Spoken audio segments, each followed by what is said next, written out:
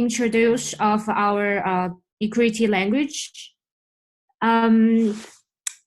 So our Bytom is a multi-asset UTXO blockchain, which we could support. Several assets. You could create your own Bytom, BTC, BTM, yeah, and Ethereum on our blockchain. You just like a new asset, issue asset. For equity is our Bytom smart contract language.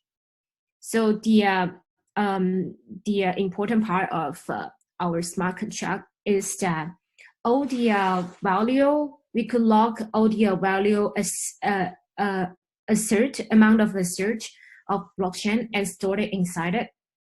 And the contract could protect the assertive amount by using the verify condition, just to check if it's reached the condition, the verify statement. If we reach the condition, then you go next step.